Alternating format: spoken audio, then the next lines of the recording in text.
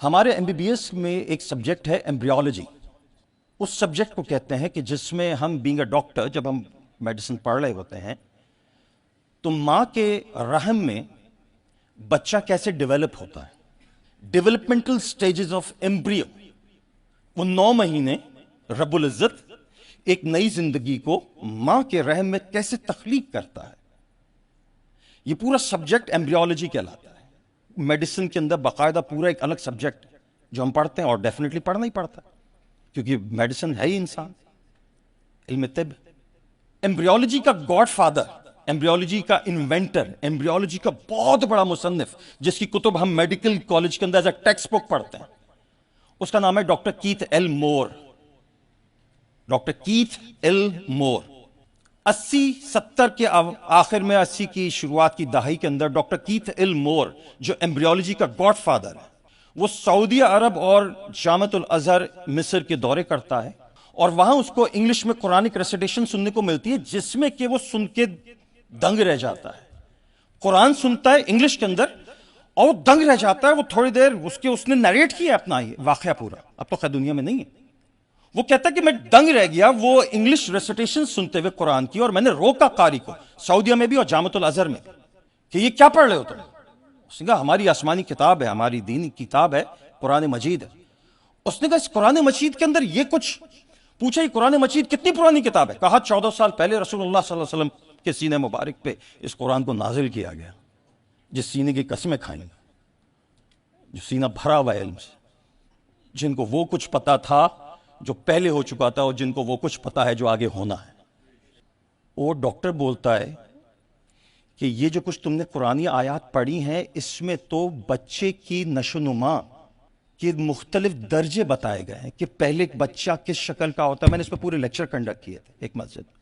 بچہ پہلے نطفہ ہوتا ہے تو کس شکل کا ہوتا ہے، پھر اس سے وہ کیا شکل اختیار کرتا ہے، ہوتے ہوتے ہوتے ہوتے وہ پورا ایک 9 مہینے کا بچہ کیسے بن جاتا ہے. قرآن نے سب کچھ بتا دیا ہے.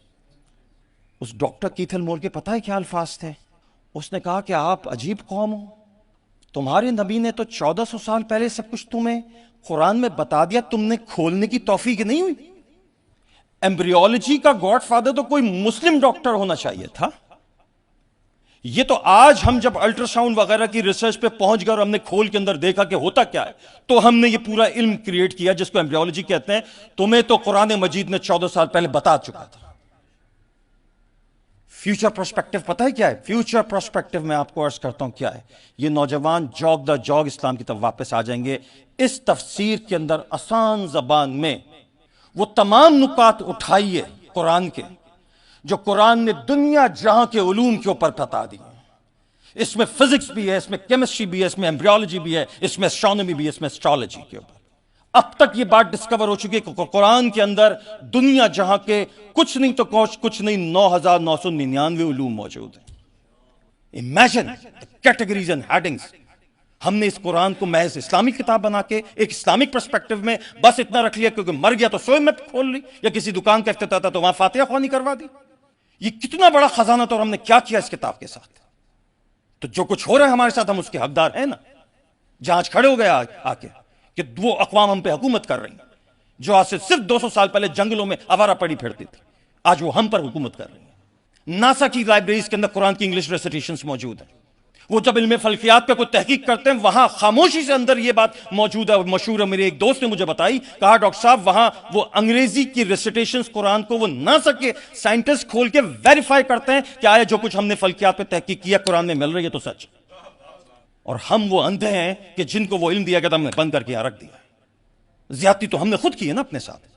دوسروں کو کیوں اپنا دشمن بنائے بیٹھے؟ ہم خود ہی اپنے بڑے دشمن ہیں. ہم سے بڑا کون دشمن ہوگا اپنا؟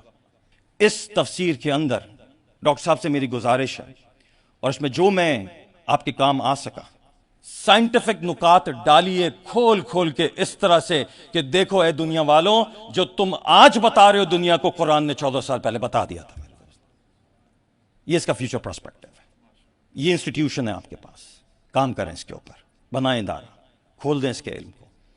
اللہ تعالیٰ سے میری بڑی مخلص دعا ہے، یہ جو آج پلیٹ فارم میں یہاں دیکھ رہا ہوں، آپ کی دل جمعی دیکھ رہا ہوں، تسلیم بھائی کی محبت دیکھ رہا ہوں، اسماعیل بادونی صاحب کو تو اللہ رب العزت نے ماشاءاللہ، میں نے کہا نا مجھے بڑی امید ہو چلی ہے کہ اس کو بنیاد بناتے ہوئے، اس بیج کو استعمال کرتے ہوئے، کاش کہ ایسا ممکن ہو جائے آنے والے مستقبل میں کہ ہم دنیا کو اسلامک ایجوکیشن کریکولم واقعتاً دینے کے قابل ہو جائیں انشاءاللہ۔